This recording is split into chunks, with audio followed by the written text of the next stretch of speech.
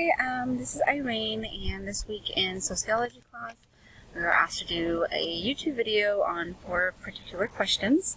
So I'm just going to start off with question number 1. It says, imagine you are the president of a Fortune 500 company. You started out as a secretary right out of high school and worked your way to the top. The vice president and CEO are always at odds. As an expressive leader, how do you resolve this social dilemma and restore order in the leadership position between those two officers? So first of all, I guess let me go ahead and define what an expressive leader is. And that would be a leader that uses input of all group members in the decision making. So I guess I would pull these both officers in with me and talk about it, kind of make it a positive experience. And hopefully they can meet halfway with whatever problem it was. Second question is, name 3 types of formal organizations and explain how each is different. Also explain a time when you were involved in one of these types of organizations and the positive, negatives it had within it. So first of all, the 3 formal organizations, voluntary, coercive, and I always have problems saying this one, utilitarian organization. So voluntary, obviously, is voluntary. No one's forcing you to be there. You're there on your own will, and these types of organizations include like cycling groups, running groups, swimming groups, hiking groups, basically just to hang out with people that have the same interest as you. Also gives people a sense of purpose. The coercive organization is the complete opposite of voluntary organization. They are there against their will. For example, jail, prisons, mental hospitals are an example of a coercive organization. They become isolated. Those type of people become isolated and can be degraded. I worked in a jail for many, many years. What you see on TV and movies, they are not being dramatic. That's not Hollywood. Those things really do happen.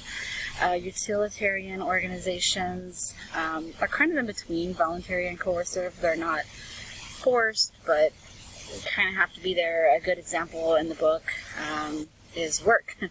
I mean, let's just be honest, if we all won the lottery, probably quit and go on vacation for a really, really long time. Until then, we have to work. Got kids, you got to provide food, you got a cell phone, you got to pay for that, car, mortgage, rent, whatever it may be. So we're kind of there because we have to be, but we're not forced to be there. An example that I was in, I guess a good one would be labor unions, would be a good example of a utilitarian organization. And the positive of that is, well, they helped my job, my position get a 12% increase in raise, so that's definitely a positive. I also had trouble with management, and I won, so definitely a positive there. Negative, always getting emails, always getting phone calls, always asked to spread the word. Can kind of get a little annoying or bothersome. Let's see. I'm going to skip question 3 and move on to number 4. Number 4 asks us, the question is, as a creative manager of a small group of employees in the advertising department, you notice one of your designers has withdrawn from the meetings, offering no input. This employee's alienation concerns you. What would you do to socialize this employee and engage them into their job? Well, first of all, let's talk about what alienation in the job force is. So people who might feel a sense of powerfulness, isolation, maybe their job's not fulfilling enough, or maybe they're just not challenged enough and they're bored. So what I would do is maybe call on this certain employee, maybe before starting these meetings. I would have some type of group activity that would definitely have her involved.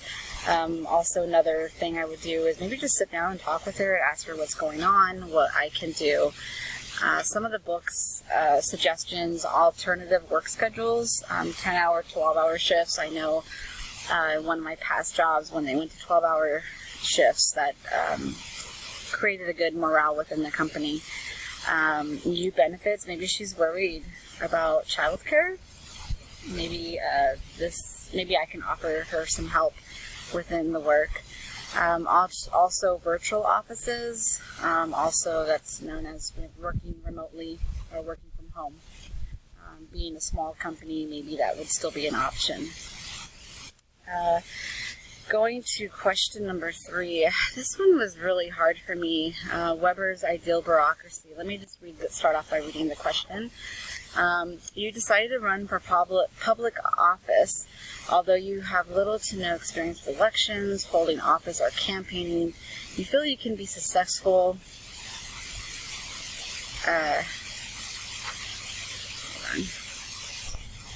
Hi, sorry that we had some technical difficulties. So let me start off by reading that question once again. So number 3, you decided to run for public office, although you have little to no experience with elections, holding office, or campaigning. You feel you can be successful since you helped a friend who served in a public office seat last term. Explain how this is a characteristic of Weber's ideal bureaucracy and what you will do to prove your competence under these characteristics. Like I said, I struggled with this one a lot. What is bureaucracy in the terms of sociology? Because we use it in everyday language. So I had to kind of figure that out.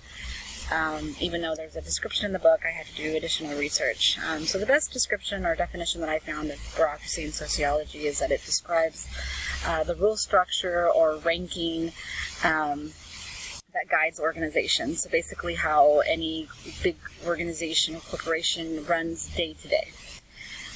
And this question, it just kind of proves to me opposite of what Weber's ideal bureaucracy is. According to one of his characteristics, and I'm just going to read straight from the book, his characteristic number 4, all offices carry with them qualifications and are filled on the basis of technical competence, not personal considerations. It states here that I don't have any experience at all other than I helped a friend who served in public office seat last term. So I'm a little confused. I don't know. I hate to say I don't know, but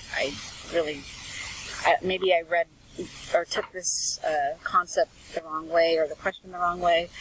But I don't see how this is a characteristic of Weber's ideal bureaucracy. Alright, so that's it for me today. Sociology, Irene here. Hope you enjoyed the video. Bye-bye.